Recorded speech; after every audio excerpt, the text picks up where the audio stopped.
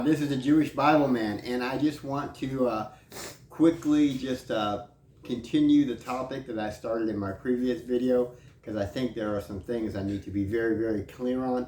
Again, my goal here is to encourage, build up, and give discernment, not to do anything else. What I wanted to tell you was, when I read to you Romans 1:1, Paul, a bondservant of Jesus Christ, called as an apostle, set apart for the gospel of God. We all understand from the previous video, and this, I'm sure you understand, that that doesn't mean God gave Moses the Ten Commandments. We understand that while it's true that God gave Moses the Ten Commandments, it isn't what this particular verse is talking about. That's my point. And my point, I'm going to the absurd so you can understand what my point is. Here's what I see happening all over. People will get up and they'll, again, I'll just use this as an example. It's not an exact, it's just for an example.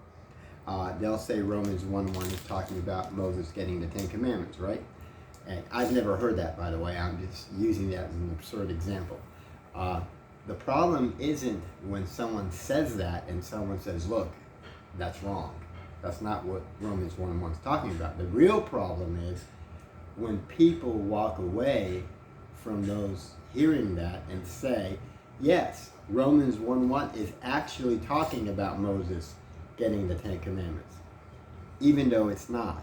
And then you try to talk to people or communicate to people, hey, that's out of context. That's out of its meaning. That's not what the Holy Spirit is communicating to us in this text. Again, no one is refuting that nothing I said was wrong, that nothing I said was wrong. Moses did get the Ten Commandments. What we are saying is Romans 1:1 is not speaking to that. And then what happens? Then that becomes what everybody thinks it means. And then when you try to explain people, you can't explain to them. Because what happens is they become very resistant. Because somebody they respect, somebody they like, maybe it's a big name celebrity, pastor, maybe could be anybody or anything for any reason.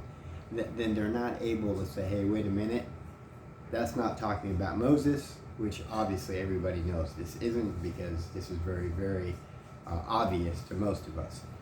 But in areas that are not so obvious, or a little more difficult, or in areas where people don't really open up their Bibles, it is a problem, because then you start approaching every passage from a certain presupposition, whether that presupposition is in the text or not.